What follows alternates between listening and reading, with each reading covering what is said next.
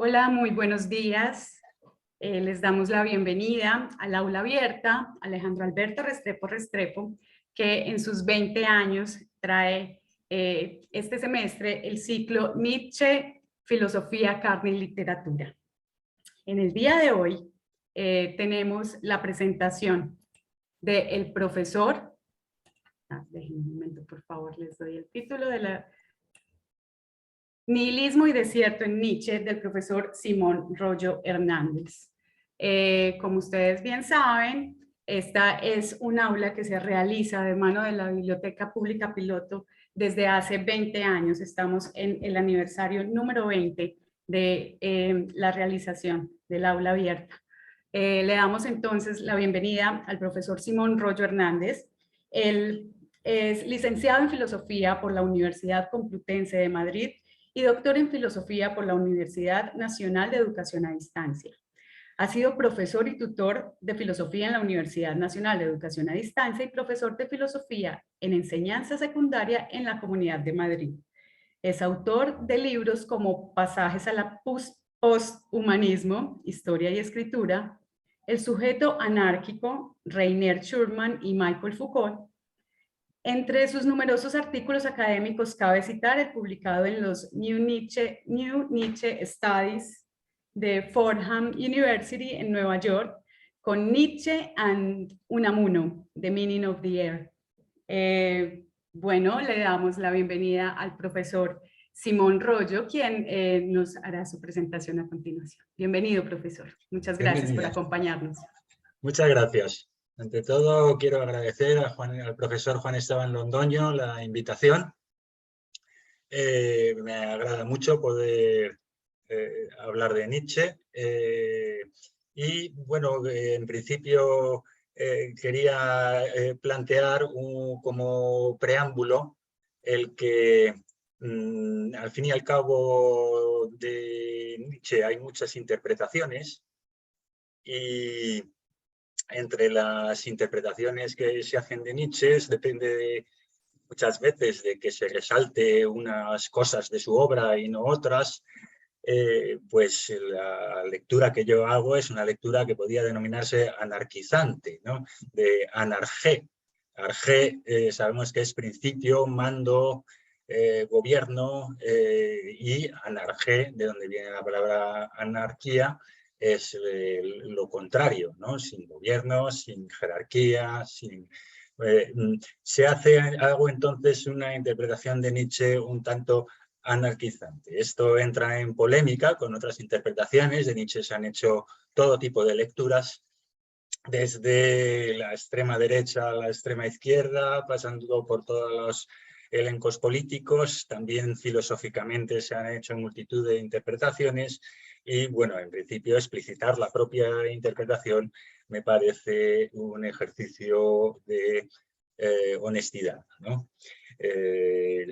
Respecto a las interpretaciones de Nietzsche, según se resalten unas cosas u otras del filósofo, como dije, se interpretará política y filosóficamente de diversas maneras.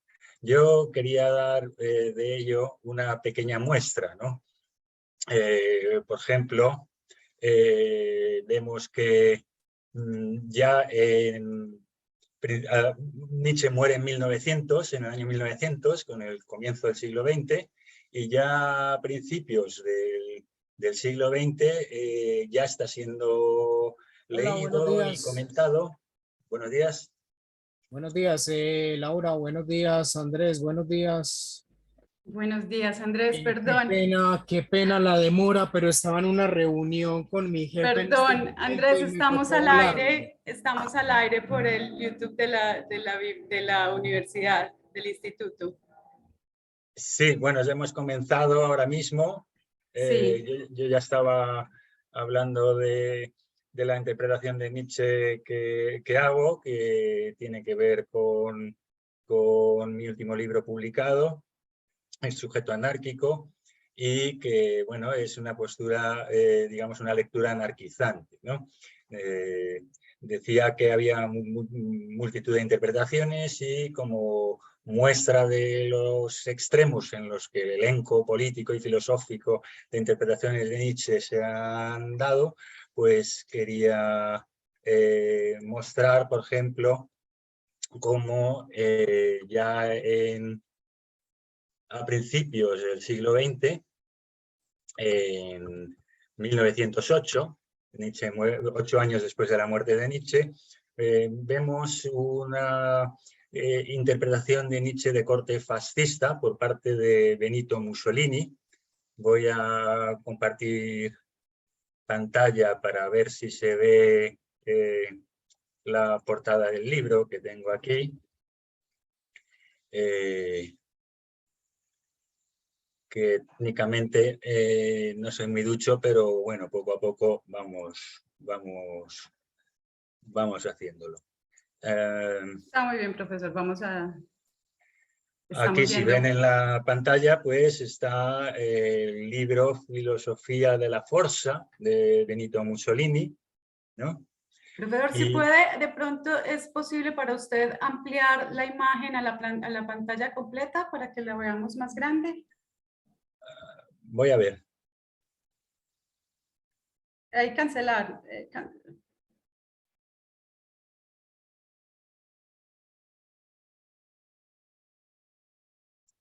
Muy Aquí. bien. De pronto ahí, y si de pronto se puede ampliar un poco más, arriba en el cuadro, o no, si no está bien así.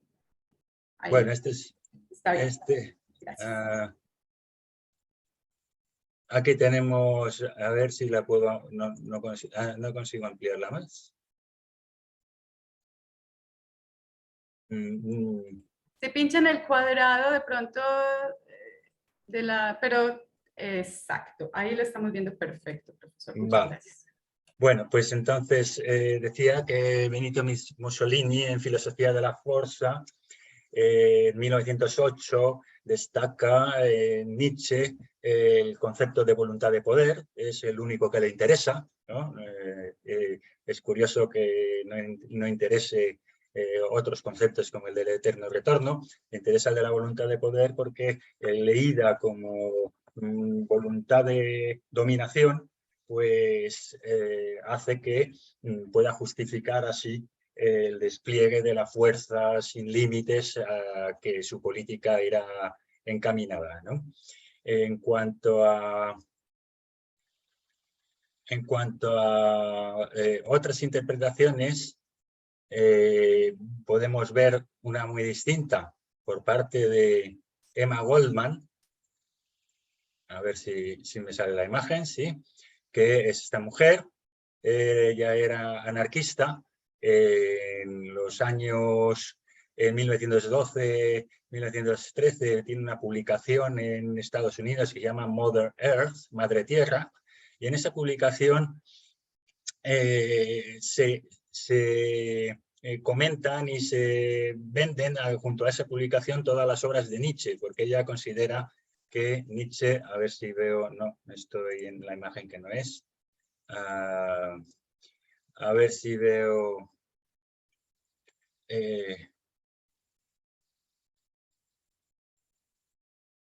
cómo puedo... Voy a salir un momento, Sí, si quiere puede dejar de la pantalla para poder manejar aquí. Pues decía que, por el contrario a Mussolini, Emma Goldman en su texto Mother Earth, Madre Tierra, edita conjuntamente con la revista todas las obras de Nietzsche en inglés, ya traducidas al inglés, y las divulga por Estados Unidos a través de una serie de conferencias que da desde Los Ángeles hasta Nueva York. Lleva a que Nietzsche sea conocido en Estados Unidos ya en esa época tan temprana como los años 20 de 1900. En ese sentido, dice Emma Goldman en un libro suyo que se titula Living My Life. Empezaron a discutir sobre Nietzsche. Yo señalé que Nietzsche no era un teórico social, sino un poeta, un rebelde y un innovador, que su aristocracia no era la de nacimiento ni la del dinero, sino la del espíritu, y que en ese respecto Nietzsche era anarquista y los verdaderos anarquistas eran aristócratas. Esto dijo Emma Goldman en 1931. Se contrapone, por tanto, muchísimo lo que es la consideración que hace Mussolini con la que hace en la misma época Emma Goldman. Son diametralmente opuestas y he hablado de los extremos, pero podríamos hablar también de todos los intermedios en cuanto a las interpretaciones de Nietzsche, que son muy variadas.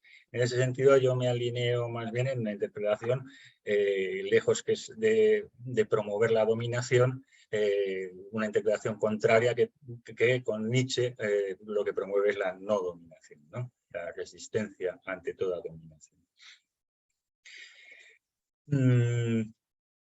A ver si puedo compartir la imagen de la revista de Emma Goldman.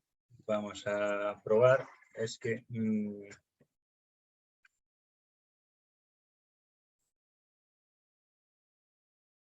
Ahí, no sé si se ve suficientemente bien. A ver si lo puedo agrandar.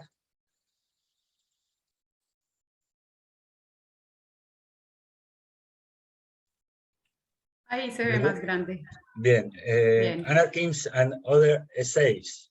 Anarquismo y otros ensayos by Emma Goldman. Esta es la portada de la revista Mother Earth de Nueva York. Y en la contraportada se ve The Works of Friedrich Nietzsche, todas las obras de Nietzsche que se están publicando al mismo tiempo que la revista para que los puedan adquirir los que quieran comprarla, ¿no?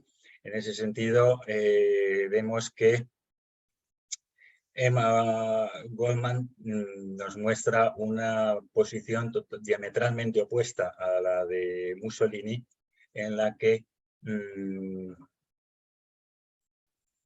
se contrapone, se considera a Nietzsche un rebelde aristocrático, más bien, más próximo al anarquismo que a cualquier otra afiliación política.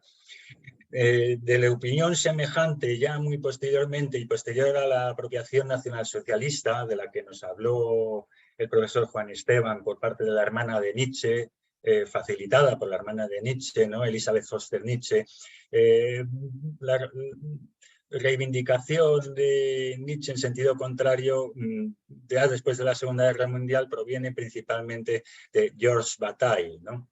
Georges Bataille,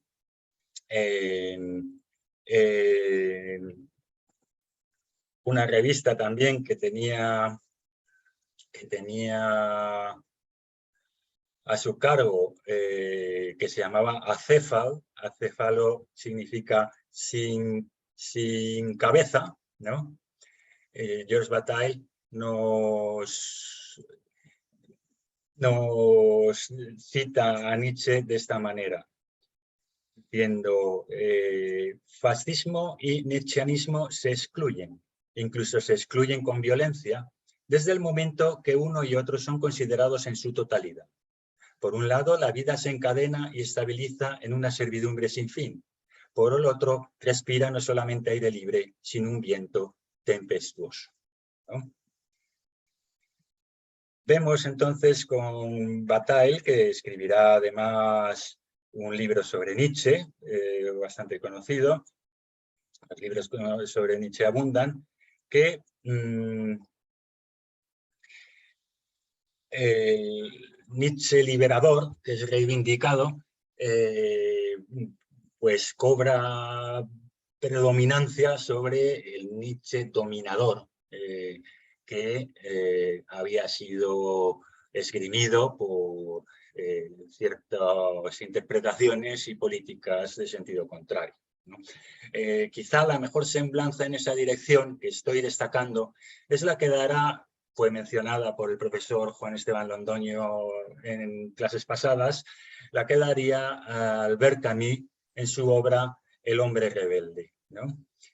Según Albert Camus, nos hará ver, Nietzsche se esforzó por vivir sin creencias y admitiendo solo aquellas costumbres que favorecían su desarrollo intelectual, artístico, humano y más allá de lo humano.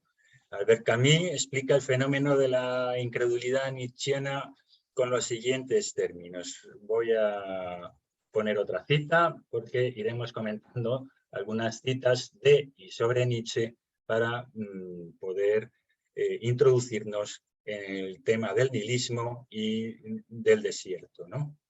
Que es, digamos, el título que nos ocupa en esta sesión. Vamos a ver si vuelvo a compartir.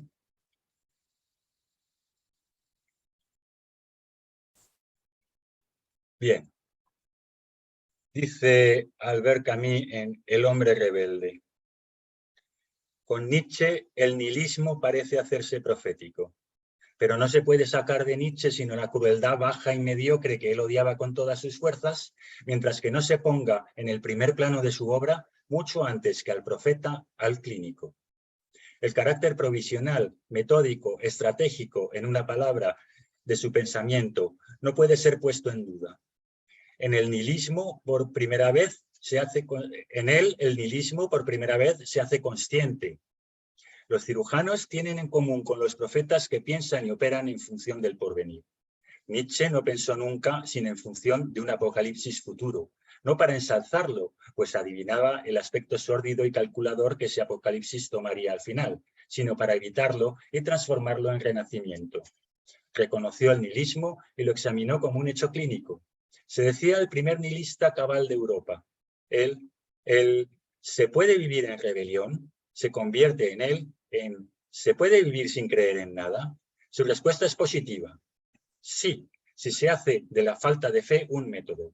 Si se lleva al nihilismo hasta sus últimas consecuencias y si, desembocando entonces en el desierto y confiando en lo que va a venir, se siente en ese mismo movimiento primitivo dolor y alegría. En vez de una duda metódica, ha practicado la negación metódica, la destrucción esmerada de todo lo que todavía se oculta en el nihilismo, la destrucción de los ídolos que disimulan la muerte de Dios. Bueno, Albert Camus nos da una semblanza de Nietzsche en la misma dirección de Emma Goldman, en la misma dirección de George Bataille y muy distante de las visiones que nos ha dado su hermana y otros autores que lo han visto más desde la voluntad de dominio, desde la voluntad de poder, entendida como voluntad de dominio y no como voluntad de potencia, que han destacado ese aspecto de posibilidad de justificar la dominación frente a el que yo destaco, que es la posibilidad de justificar la liberación. Para ello ya hemos llegado a dos conceptos clave, el de nihilismo y el de desierto. Desierto es una metáfora para el nihilismo, hay que atravesar el nihilismo. Una vez que llega la muerte de Dios, que es el derrumbe de toda una cosmovisión, ¿no? Podríamos decir que esa cosmovisión había regido el mundo occidental, evidentemente en la Edad Media, y después sufrió un debacle a partir del Renacimiento, pero ahí se instauraría el hombre en el centro en lugar de Dios, pero el hombre en lugar de Dios sería el mismo Dios, de modo que la muerte de Dios de la que habla Nietzsche implica también la muerte del hombre.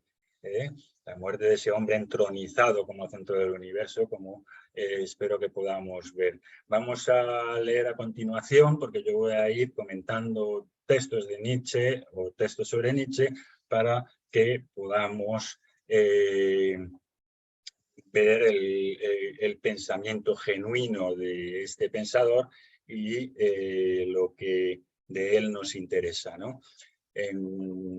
A ver, un segundo, vuelvo a compartir.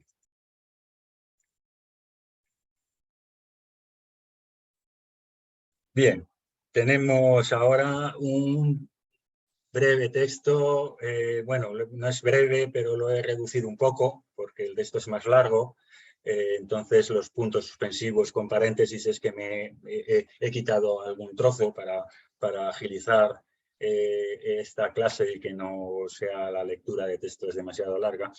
En la Gaia Ciencia, en el libro quinto de la Gaia Ciencia, el parágrafo 343 es fundamental, ¿no? El libro quinto se titula Nosotros los sin miedo. Y el parágrafo 343 también lleva un título, lleva por título ¿Qué es lo que trae consigo nuestra alegría? ¿No? Justo en el libro anterior, Nietzsche acaba de presentar a Zaratustra, que acaba de surgir en ese momento, ¿no? Y que será el protagonista de un libro posterior a este. Así habló Zaratustra. En el parágrafo 343 leo, dice Nietzsche: el más grande de los acontecimientos recientes, un momento, detengámonos aquí, porque las palabras son muy importantes, aunque se sepa, yo por ejemplo no sé un poco de alemán, no mucho, pero sabiendo un poco y acercándose a los textos de Nietzsche se ven cosas que a veces si no te acercas no se ven. Bueno, acontecimiento es aquí la palabra que utiliza Nietzsche es Ereignis, ¿no? Es famoso ese vocablo porque lo puso en circulación muy vehementemente Heidegger como un punto crucial de su pensamiento, ¿no? Pero claro, aquí no se aprecia que acontecimiento es ese término tan importante, técnico, filosófico, como es el de Ereignis. Dice Nietzsche, el más grande de los acontecimientos recientes, un Ereignis, un evento, es que Dios ha muerto, que la creencia en el Dios cristiano se ha desacreditado.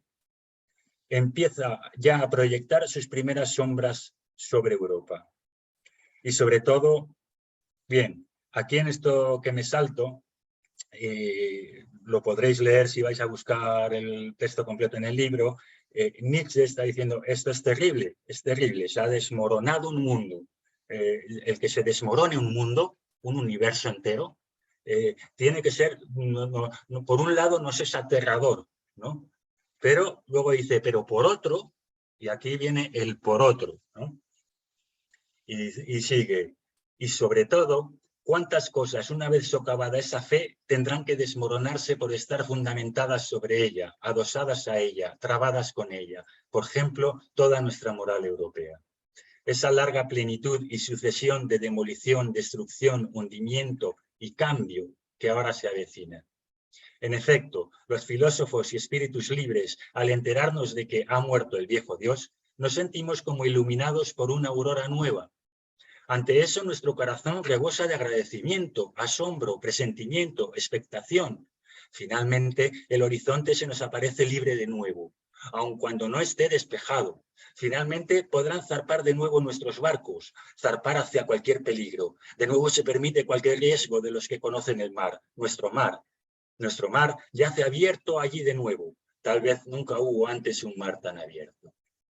Es decir, Nietzsche está en la Gaia Ciencia manifestando con rotundidad que la muerte de Dios es un acontecimiento, un evento, una radical torsión del universo, que por un lado es negativo porque se han desmoronado muchísimas cosas, ¿no? Tanto buenas como malas, es aterrador, se queda surge un vacío, un desierto, un nihilismo, no hay nada, nos quedamos en la nada, ¿no? Pero los filósofos y espíritus libres, ¿cómo reciben ese evento? Pues Nietzsche plantea, bueno, tenemos la fortaleza de desde esa nada construir un nuevo mundo. Somos libres de hacer de nuevo las cosas y hacerlas mejor.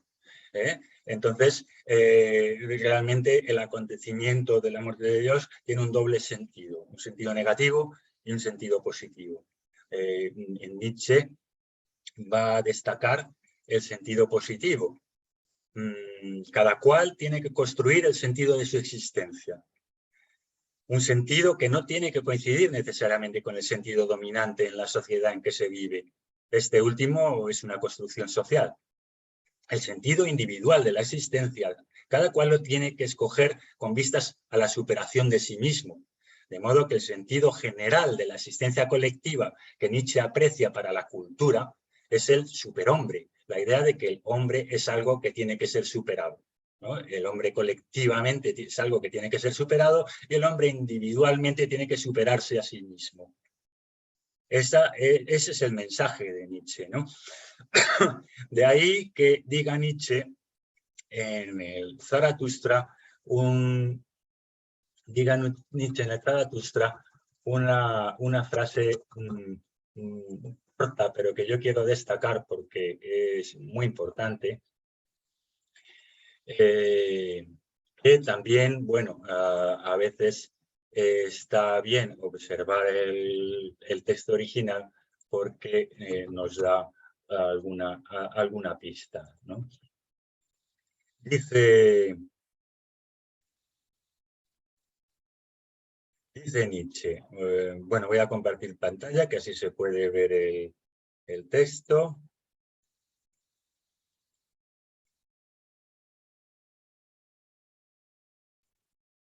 El superhombre es el sentido de la tierra. Ya en Así habló Zaratustra. La tierra no tiene sentido predeterminado. El sentido no está dado. No hay una teleología. No estamos aquí para ganarnos el reino de los cielos. Ese mensaje Nietzsche lo combate. Dice que estamos aquí para transformarnos a nosotros mismos en algo mejor, ¿no? Que ese es el sentido de la tierra, ¿no? Y parece que solo hay tierra, no hay cielo. Der Übermensch ist der Sinn der Erde, dice Nietzsche en alemán. En ese sentido, lo que Nietzsche nos está diciendo es que aquellos que hablan de esperanzas ultraterrenales son despreciadores y envenenadores de la vida, ya que las únicas esperanzas que se puede tener son esperanzas terrenales. Colaborar en que el hombre sea algo que tiene que ser superado, una tarea al alcance de todos y que entronca con el ideal del Aristos griego, con el empeño del pueblo griego de acometer la persecución de la excelencia, la arete.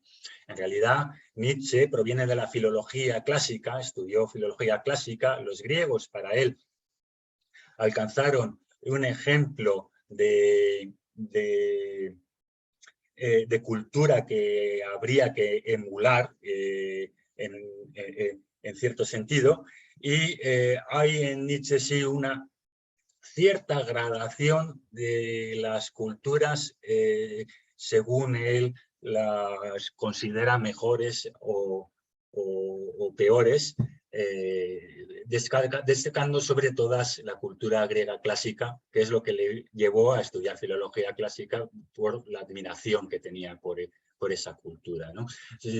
Por debajo de la cultura griega estaría, y esto habría que destacarlo, ¿no?, una cultura que sobre la que Nietzsche tiene mucha estima, la considera una gran cultura, y ciertamente lo es, ¿no?, la cultura judía.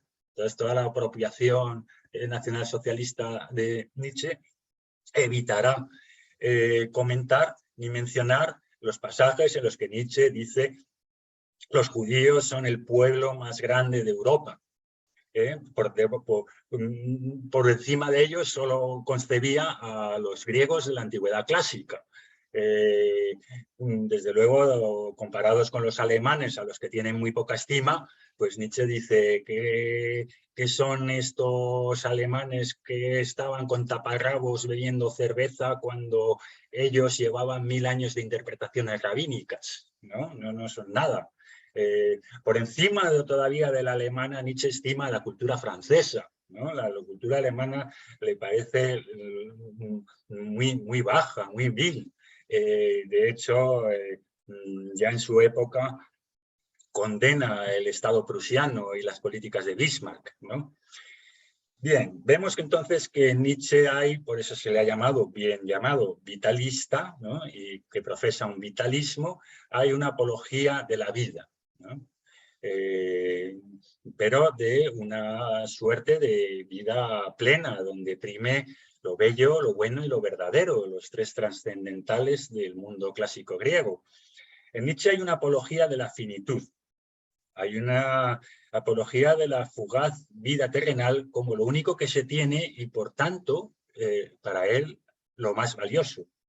Tenemos que asumir con alegría, no con espanto, nos estará diciendo el filósofo, que seamos un instante entre dos eternidades, ¿no? Para demostrar cómo Nietzsche nos ve como un instante entre dos eternidades, pero un instante magnífico, un instante que hay que aprovechar con resolución, con alegría, con gran empeño. Podemos ir a leer un párrafo del texto de 1873 de Nietzsche, titulado Sobre verdad y mentira en sentido extramoral. Ese es un texto que no se publicó en vida de Nietzsche, ¿no? Es póstumo. Se especula por qué Nietzsche no lo quiso publicar. Y bueno, hay quien dice que, bueno, que decía cosas tan tremendas que le dio cierto reparo en publicarlo, ¿no? Como el primer párrafo. El primer párrafo es el siguiente. Fijaros lo que nos dice y qué bellamente lo dice. Voy a hacer un inciso antes de leerlo porque quería comentar, como se ha dicho en anteriores clases, Nietzsche no es un pensador sistemático. Podríamos decir que hay dos tipos de pensadores, los sistemáticos y los edificantes. Los sistemáticos estarían del lado más afines a la ciencia y a la exactitud. Los edificantes serían pensadores que estarían más afines al arte, a la literatura, ¿no? Y a la metáfora, no a la exactitud.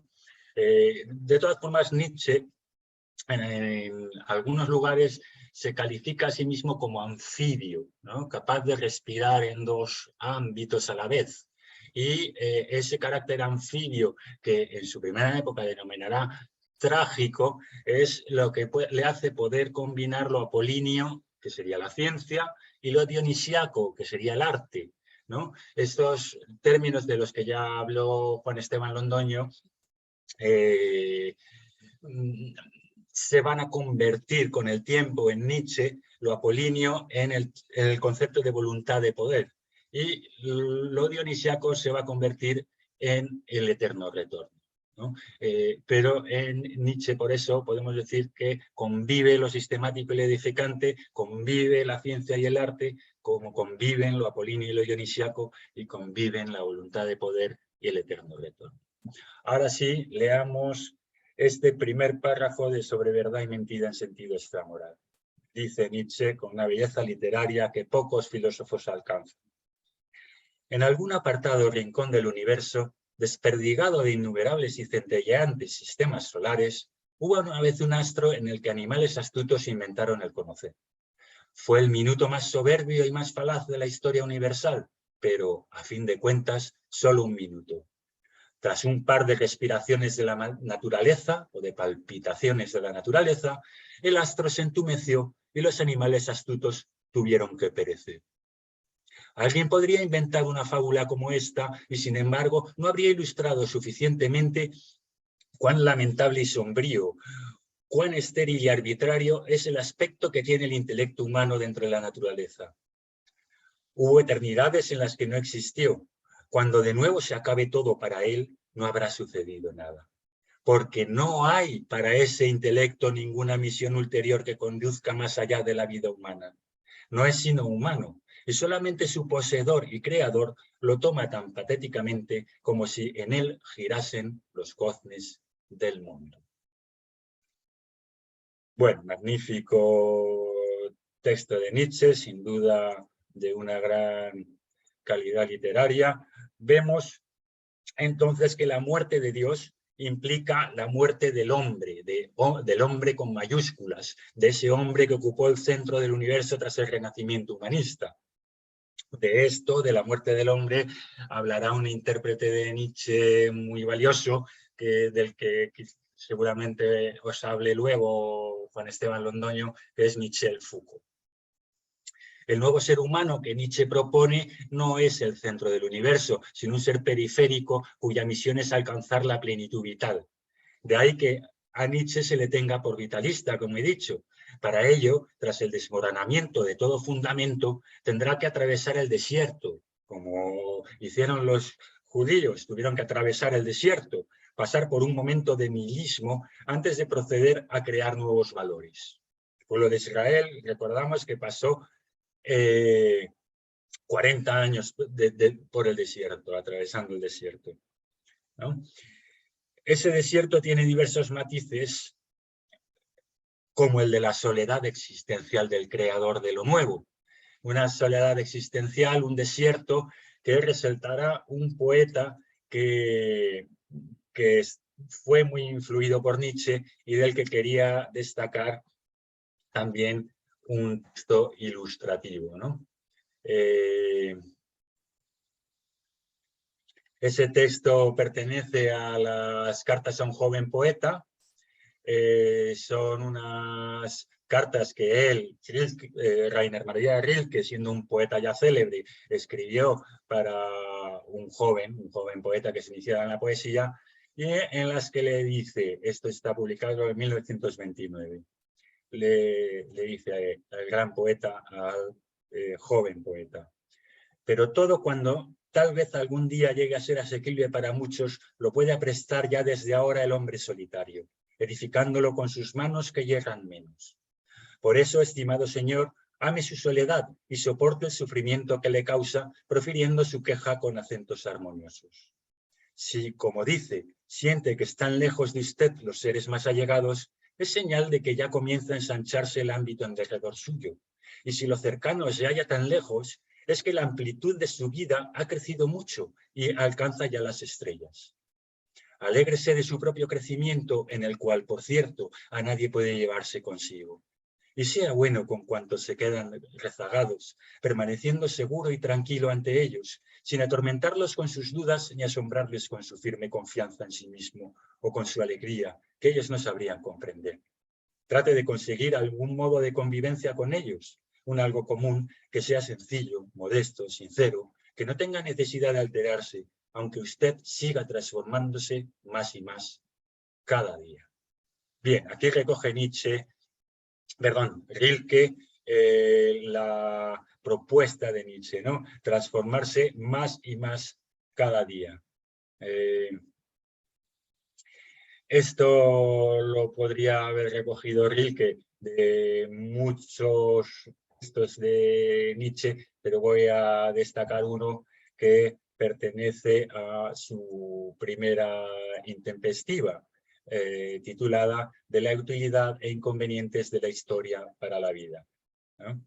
Es su segunda consideración intempestiva, donde nos dice Nietzsche: pero pregúntate para qué existes tú, el individuo, y si nadie puede decírtelo, trata de justificar el sentido de tu existencia en cierto modo a posteriori, fijando una finalidad, una meta, un para esto elevado y noble. Sucumbe realizándolo. Yo no sé que exista mejor finalidad de la vida que sucumbir a lo grande e imposible. Bien, vemos entonces como Rilke, diciendo transfórmate a ti mismo, ensánchate cada vez más, eso va a ser que tengas un cierto desierto en torno tuyo, ¿no? Eso va a ser fruto de una actitud trágica. Eso es lo que le pasa a todo el creador, a todo el que afirma algo nuevo. Tiene que pasar, lo viejo ha muerto y lo nuevo no acaba de nacer. Entonces estamos en un periodo de desierto, en el nihilismo. En cuanto nace lo nuevo, el creador se siente rodeado de un desierto porque no hay nadie aún que lo acompañe. Y de ahí que Nietzsche, ya en otra cita que voy a leer a continuación, nos diga que eso es lo heroico a su juicio, ¿no? Ahora veremos cómo Nietzsche pues considera el héroe clásico siempre está presente en Nietzsche, y por eso en la segunda parte de Humano demasiado humano, el libro titulado El viajero y su sombra, dice así: lo heroico consiste en esto, en que se hacen cosas grandes o de manera grande no se hace algo, sin sentirse en competición con los otros y ante los otros. El héroe lleva siempre consigo el desierto y la sagrada e insuperable zona fronteriza donde quiera que vaya.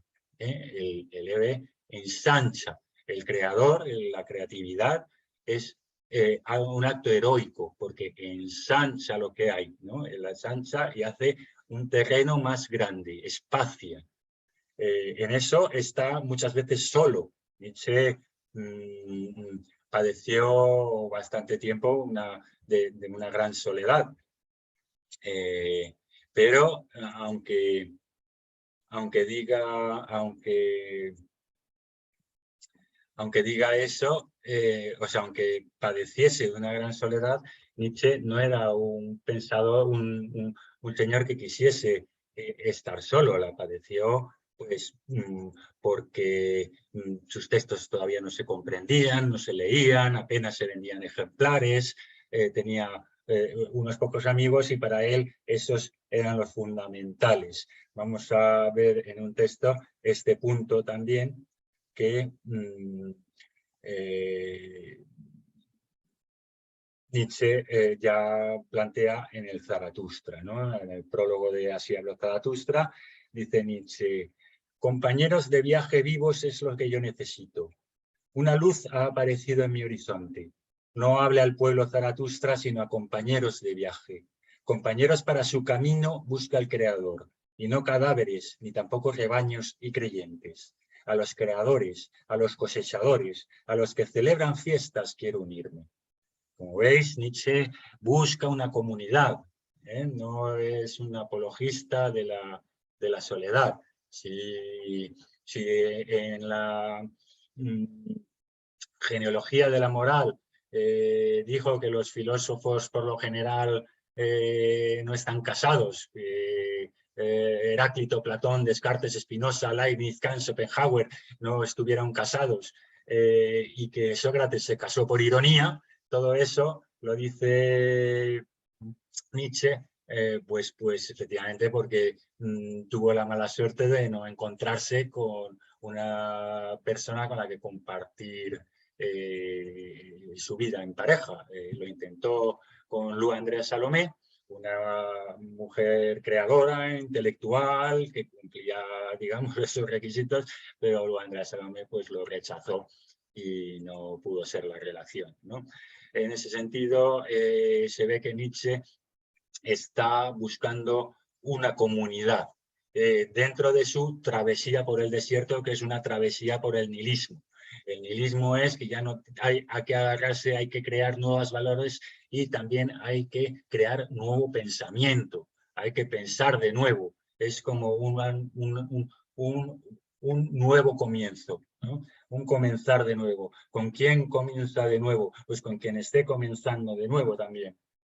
No con el que esté aferrado a alguna cuestión antigua, como pueda ser el nacionalismo o como pueda ser cualquier fundamentalismo, sino que está con esos que se aventuran por un mar abierto, por lo desconocido, para roturarlo, cosecharlo de nuevo, fundar algo distinto, etcétera, etcétera.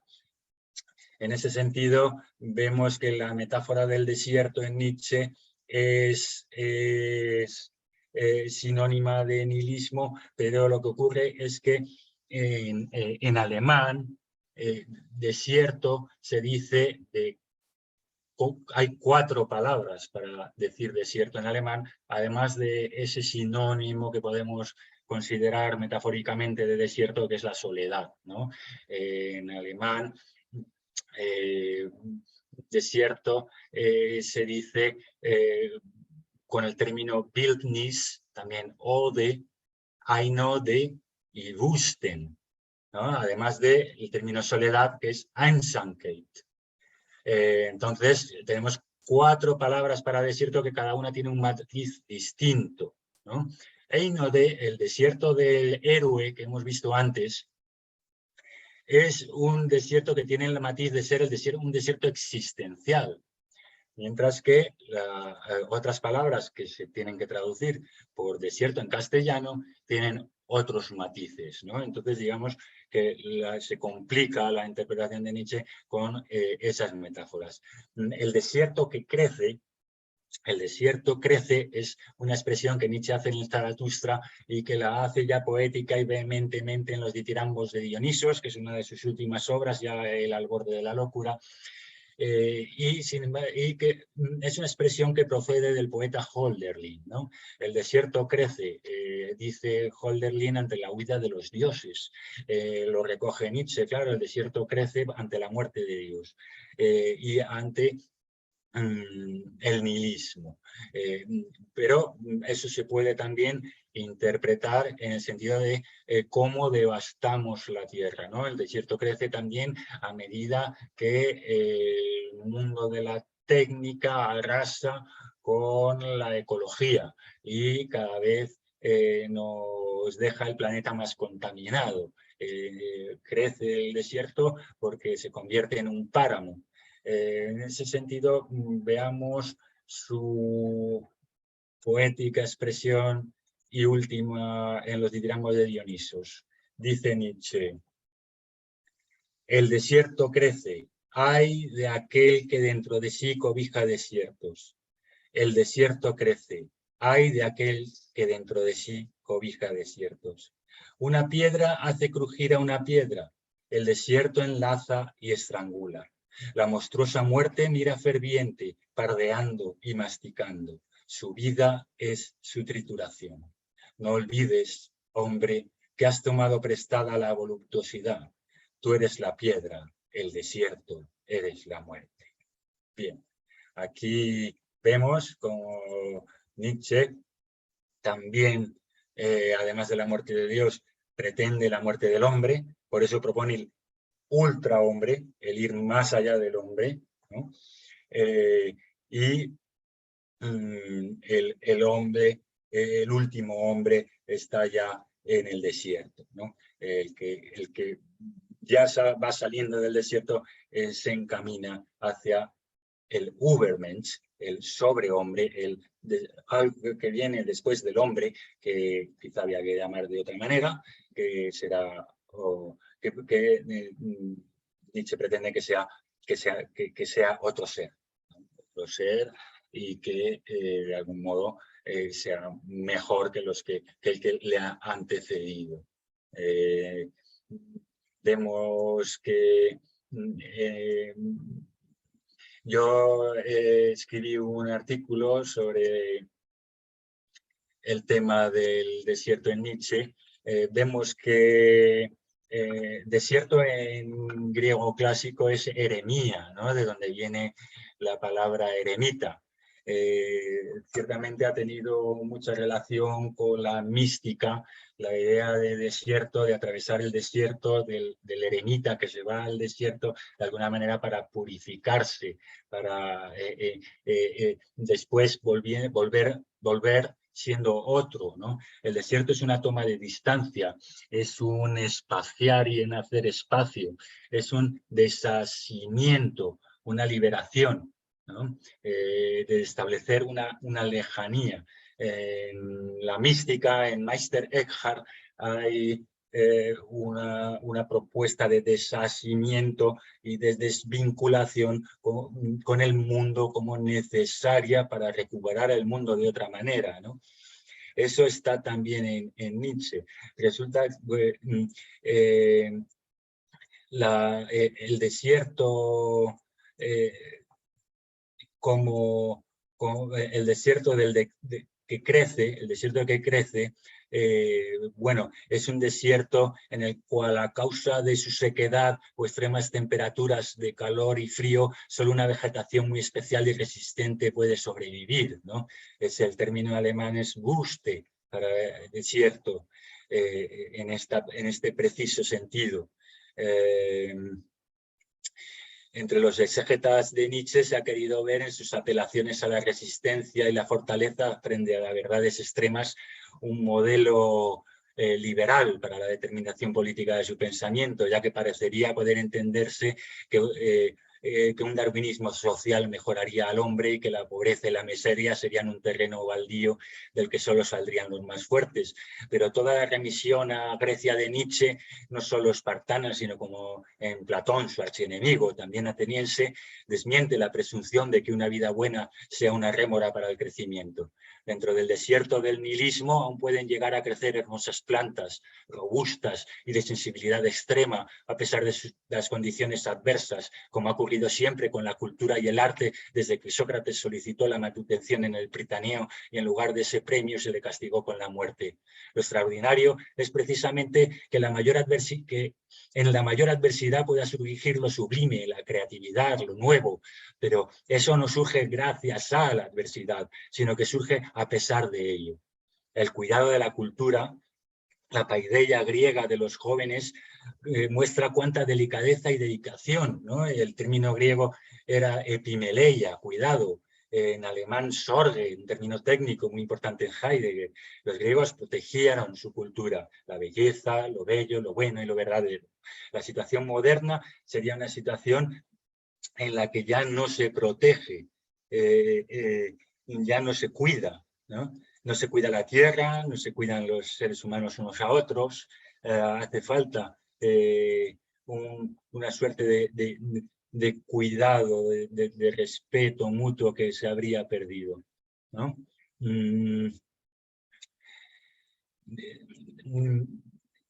Hemos visto entonces cómo el desierto crece, die Wüste wächst, puede ser interpretado como la misma muerte de Dios, como un proceso negativo y positivo al mismo tiempo. Negativo en el sentido de que se destruyen pues 2000 especies animales diariamente o algo así, ¿no? Se devasta el planeta.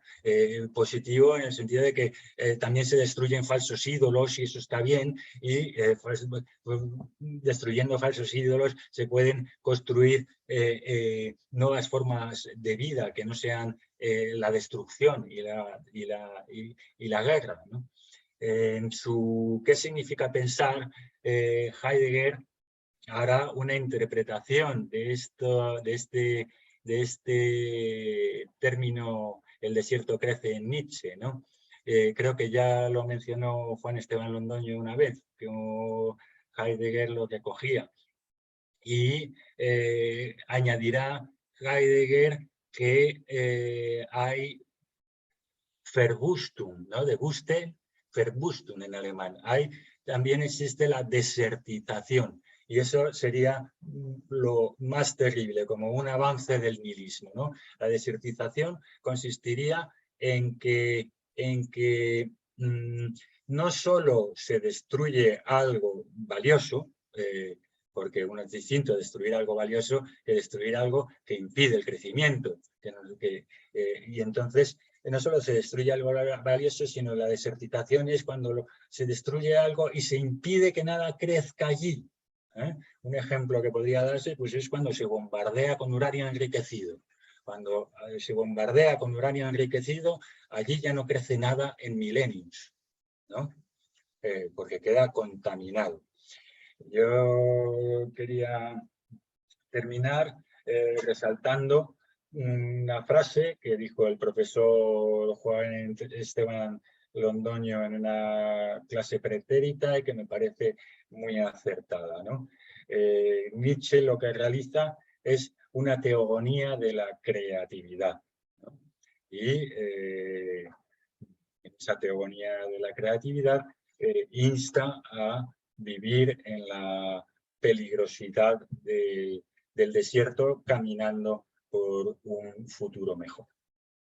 Y bueno, creo que hasta aquí llega mi charla, y si tenéis alguna pregunta o cuestión que plantear, pues gustosamente. Profesor Simón, muchísimas gracias por esta presentación, por compartir estos textos tan maravillosos, estos fragmentos y orientarnos para la interpretación de estas concepciones del nihilismo en Nietzsche, del desierto en Nietzsche.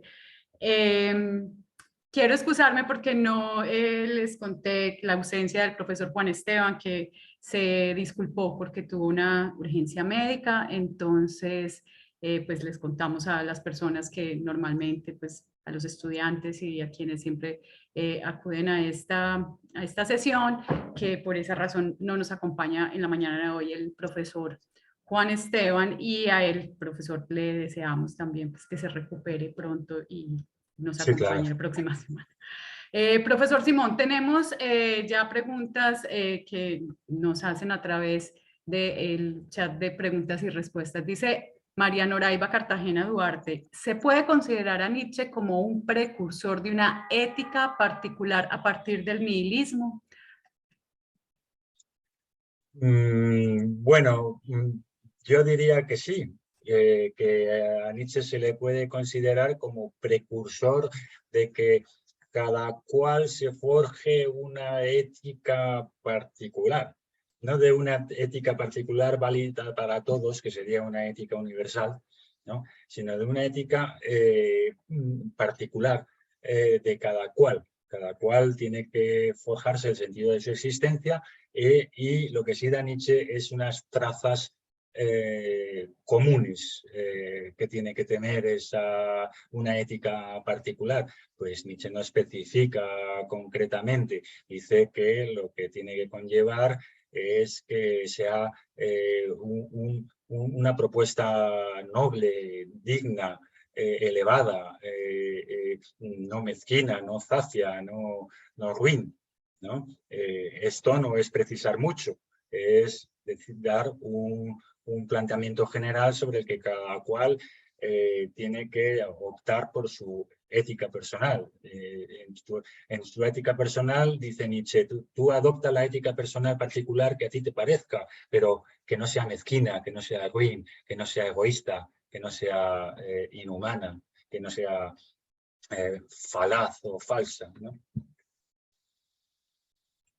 Muy bien, gracias, profesor. Dice Kevin Sture Chavarría: profesor, buen día, muchas gracias por su exposición. Dice Nietzsche en el conocido aforismo sobre el camino del creador: solitario tú sigues el camino del amante, te amas a ti mismo y por ello te desprecias como solo los amantes saben despreciar.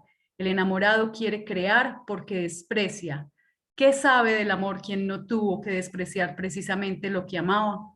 A propósito, esta soledad que Nietzsche exalta, tal y como usted la ha matizado, ¿es entonces transitoria?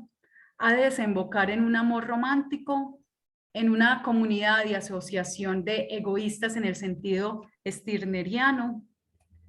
¿Qué piensa Nietzsche sobre el amor romántico, teniendo en cuenta que en el Anticristo nos dice que el amor es el estado en el cual se ven las cosas tal y como no son? Gracias. Y pues acá hay una segunda intervención de Kevin que voy a leer a continuación también.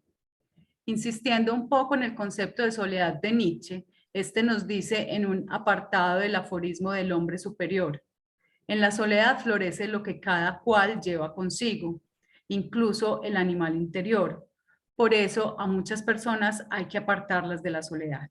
Cierro comillas. Ese aforismo, leído en conjunto con aquel que versa que el individuo ha luchado siempre para no ser absorbido por la tribu, cierra comillas, muestra consideraciones ambiguas sobre la soledad.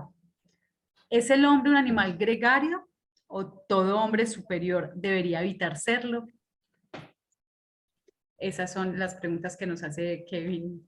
Muy bien, pues respondiendo a la pregunta de Kevin, bueno, efectivamente, bueno, en ese famoso aforismo de Así habló Zaratustra, el camino del creador, también dice Nietzsche, por boca de Zaratustra, yo amo a aquel que quiere crear algo superior a sí mismo y en ese empeño sucumbe, ¿no?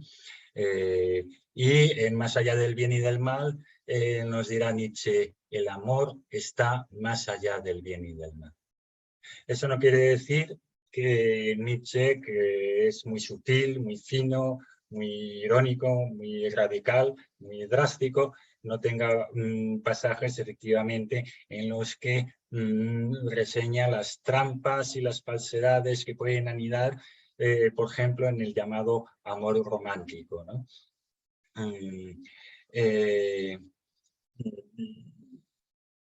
En el, es también un asunto complejo del que no tenemos tiempo de hablar, esta sentencia del anticristo, donde nos dice el amor es el estado en el cual se ven las cosas tal y como no son, porque efectivamente la relación entre lo que son las cosas y, lo que, y cómo aparecen, apariencia y realidad, ficción, hay que tener en cuenta que el arte en Nietzsche y en general, el arte es mediante una ficción contar la verdad, ¿no? Entonces,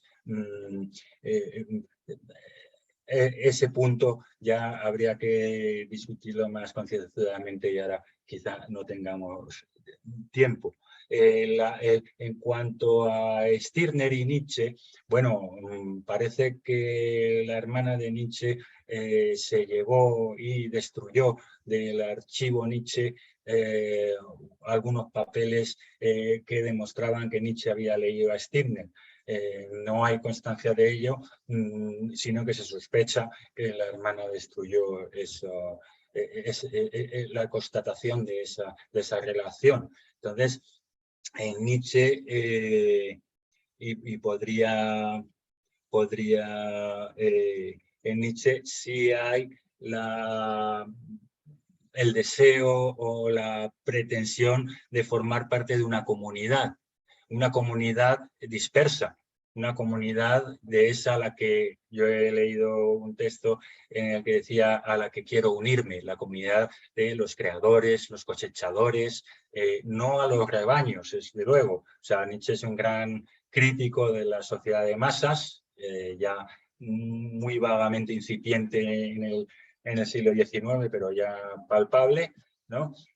Y efectivamente todo creador, todo hombre libre debe de tratar de evitar de formar parte de una masa de borregos.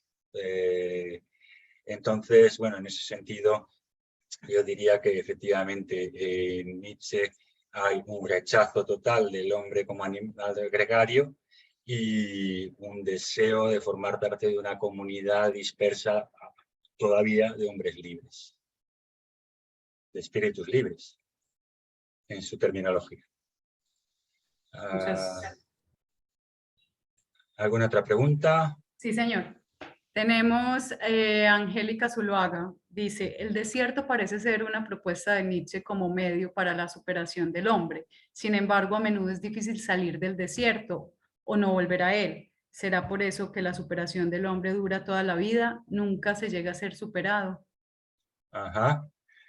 Bueno, claro, puede ser. O sea, Nietzsche, para empezar, dice, yo soy el primer nihilista cabal de Europa, y luego, además, añade, vendrán 2 siglos de nihilismo. Entonces, profetiza 2 siglos de desierto, con lo cual todavía estaríamos en el desierto que Nietzsche profetizaba, ¿no? Hay que tener en cuenta que hay seres humanos como los tuareg que viven en el desierto. Hay una cultura del desierto y que el desierto a veces se puede habitar, ¿no? Si dijéramos... si llegáramos a la conclusión de que el mundo es un desierto, todavía quedaría la posibilidad de habitar en él, ¿no? pero para habitar en él pues habría que buscar la manera. Efectivamente coincido en que puede durar el empeño por seguir de algún modo algunos trazos de lo propuesto por Nietzsche, pues puede llevar toda la vida, desde luego.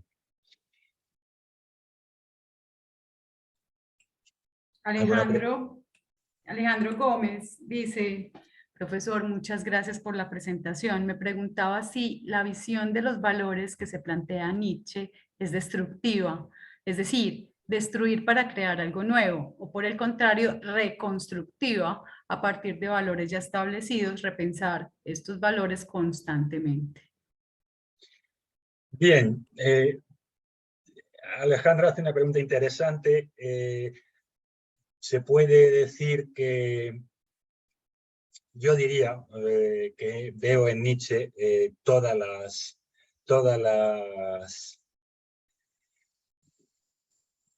las posibilidades que Alejandro ha planteado y alguna más. Es decir,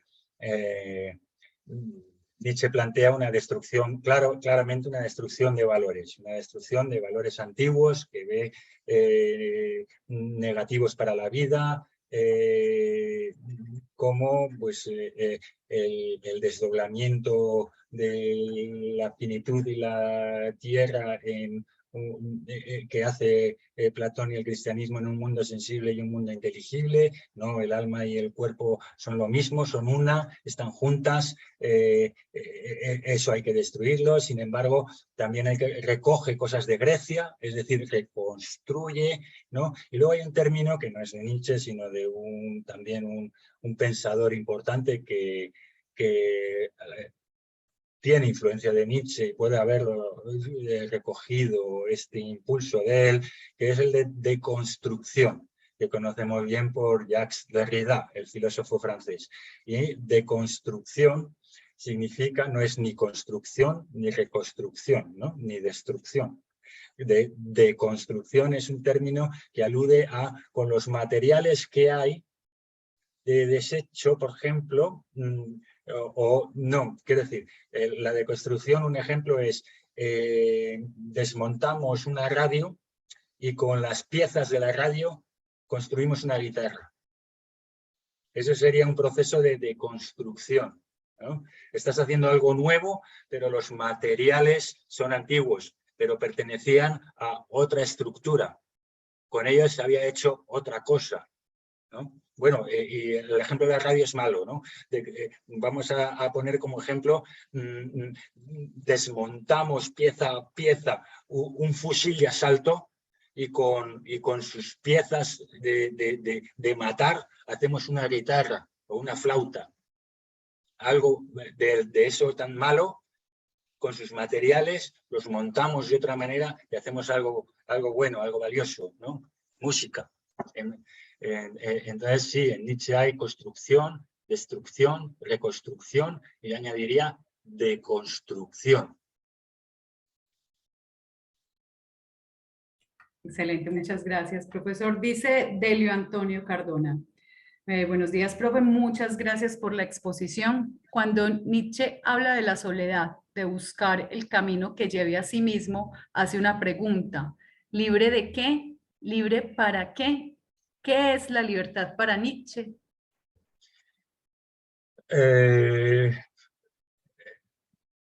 Vamos a ver, hay dos modos de libertad, una es la libertad de y otra es la libertad para, ¿no? La libertad de es la libertad de todo aquello que oprime, sojuzga, domina. Y la libertad para es ser libre para poder hacer esto, lo otro, lo de más allá. En Nietzsche yo diría que existen las dos tendencias, ¿no? Que la libertad es tanto libertad de como libertad para.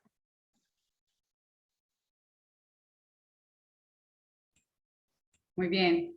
Karen López dice: Nietzsche habla de un nihilismo activo, positivo, en donde se propone una destrucción de los valores para crear unos nuevos, y como resultado se podría decir que aparece el superhombre, o por lo menos un hombre con un destino en sí mismo.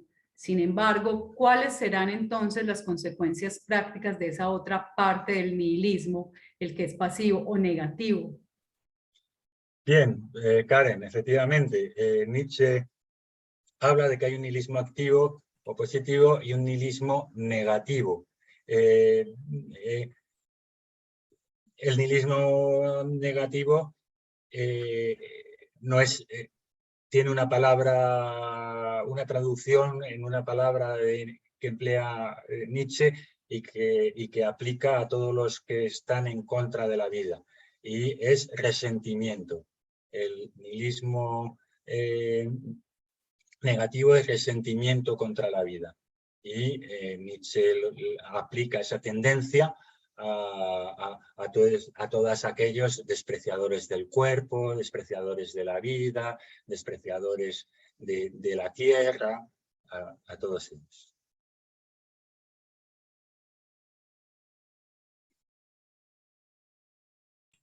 Kevin dice, me parece intrigante la lectura de Nietzsche como un anarquista. Realmente no hay un arqué en el pensamiento nietzscheano. No se circunscribe Nietzsche en una dialéctica del reconocimiento, dominio y sujeción para así tomar partido por la figura dominante. Todo lo anterior teniendo en cuenta lo que usted nos dice de que la voluntad de poder también puede ser leída como voluntad de dominio. Bien, Kevin, yo estoy de acuerdo, pero no hago esa lectura. Quiero decir, si Mussolini leía la voluntad de poder como voluntad de dominio, yo prefiero entender la voluntad de poder como voluntad de potencia, siguiendo en eso a un autor al que Nietzsche leía, que es Spinoza, ¿no? Otro filósofo importante. Eso lo ha destacado el filósofo también en su libro sobre Nietzsche, el filósofo Gilles Deleuze, y bueno, te encontrarás quizá a personas que digan no, de ninguna manera se puede interpretar a la voluntad de poder de Nietzsche como voluntad de dominio. Bueno, no es cierto, porque hay muchos libros, pero desgraciadamente libros de nacionalsocialistas, donde se interpretaba a la voluntad de poder de Nietzsche como voluntad de dominio. No es la interpretación que a mí me parece más atractiva, y tampoco la que me parece que sería más fiel y le haría más justicia al filósofo, pero sin embargo no me cabe duda de que es posible, aunque no la comparto. Muchas gracias, profesor. Dice Sergio Baos, si bien el desierto tiene una connotación positiva, ¿a qué se refiere Nietzsche cuando dice hay de aquel que dentro de sí cobija desiertos? Ajá. Bueno, eso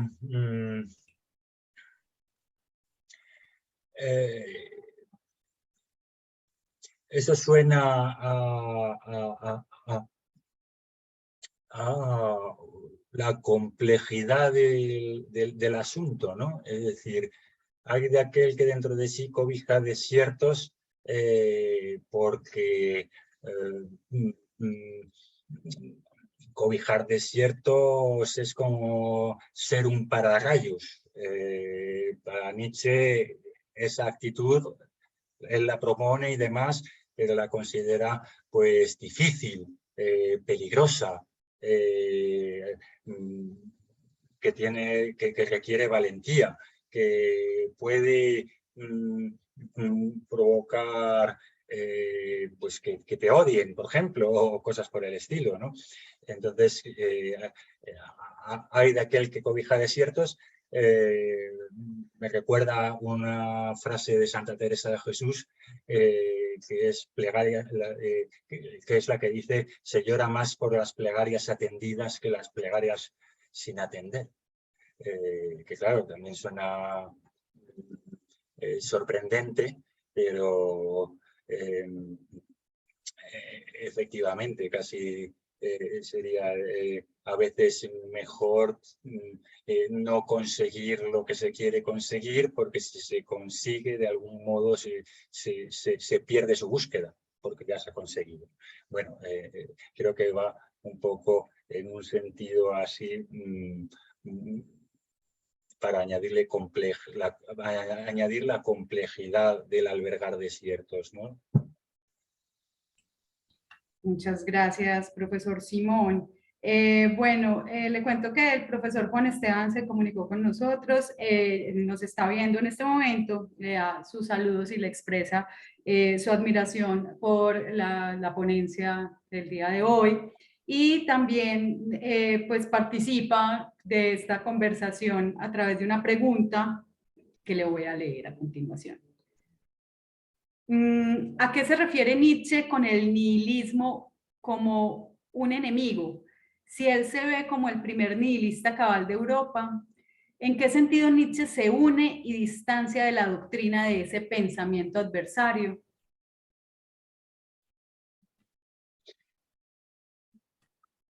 Claro, supongamos por un momento la identidad de la metáfora del desierto para el concepto de nihilismo, ¿no? Entonces, Nietzsche es, por un lado, es el primer nihilista de Europa porque está atravesando un desierto, la gran soledad del creador de nuevos valores, y por otra parte propone un llegar a la otra orilla, es decir, atravesar el desierto, un término que sería el Übermensch, ¿no? El ultrahombre. En ese sentido, Nietzsche es a la vez promotor y adversario. Promotor del atravesar el desierto y adversario del desierto porque efectivamente no quiere quedarse en él eternamente. En esa metáfora también donde dice nunca hemos visto el mar tan abierto y ahora es posible zarpar de nuevo, bueno, se zarpa y se atraviesa el desierto del océano, ¿no? Todo rodeado de agua, pero se espera arribar a nuevas costas, quizá las de América, y llegar así a Colombia. Dice Sergio Baus, volviendo pues al tema anterior, en ese sentido del desencuentro entre lo que se desea y lo que se consigue, ¿se podría relacionar de alguna manera el pensamiento de Nietzsche con el de Kierkegaard? El desierto se relaciona con la contradicción. Bueno, efectivamente, el primer divulgador de Nietzsche, o sea, Nietzsche llega a ser conocido ya en vida, porque un profesor de literatura danés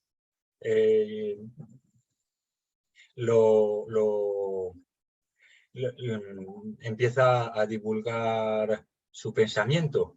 Y este pensador danés es un profesor de literatura que viaja por toda Europa y que se llama George Brandes, y que ya se escribe con Nietzsche. Nietzsche está muy contento, es alrededor de 1880, y porque empieza a recibir noticia de que en alguna universidad se ha hablado de él, entonces ya en principio muchos como discípulo de Schopenhauer, todavía no tomándolo tan en serio. Este profesor de literatura, porque primero Nietzsche se recibe como escritor antes que como filósofo, le recomienda, porque es danés, claro, le recomienda a Nietzsche la lectura de Kierkegaard, diciendo que entre ambos ve muchas semejanzas, ¿no? Entonces, entre Kierkegaard y Nietzsche, desde luego se pueden establecer muchos puentes y muchos vínculos.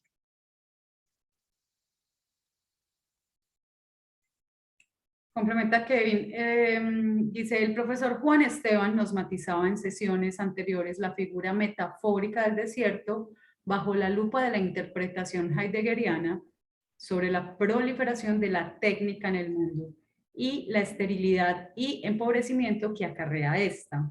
¿Usted comparte esta lectura sobre el desierto y la técnica? ¿Cómo la complementaría? Concretamente, ¿qué es el desierto? ¿Podría estar relacionado con la crisis climática del calentamiento global?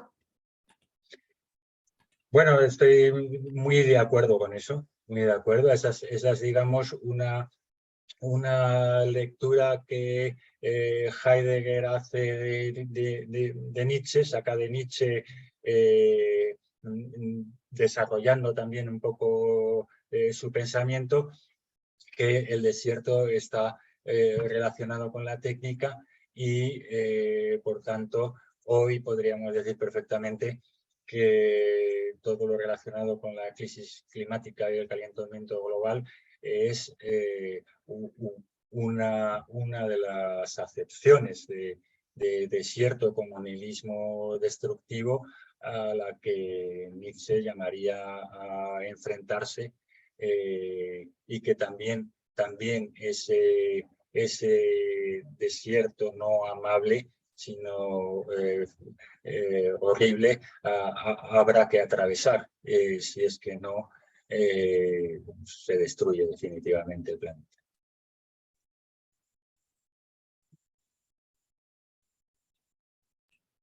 Bueno, profesor Simón,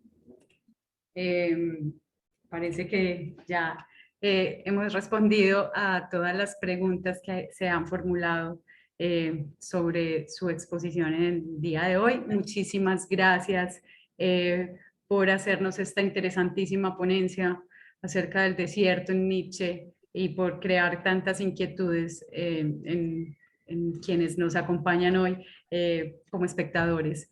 Esperamos volverlo a tener en este espacio o en otro de los del Instituto de Filosofía y pues seguramente en algún momento lo podremos hacer. Muchísimas gracias. Bueno, muchas gracias a vosotros por la invitación. Siempre encantado de hablar de Nietzsche y participar y conversar con Juan Esteban y con los demás. Y un gusto haber estado aquí. Muchísimas gracias a quienes nos siguen y nos siguen cada semana. Les contamos que la próxima semana, el 31 de agosto, vamos a tener Nietzsche, la democracia y el Estado con Damián Pachón.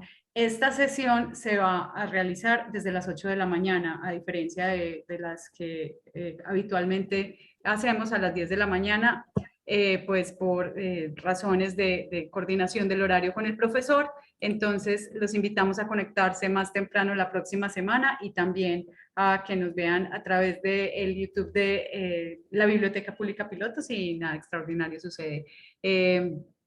Esperamos entonces vernos dentro de 8 días y muchas gracias por estar aquí con nosotros y compartir estos pensamientos sobre Nietzsche. Muchas gracias.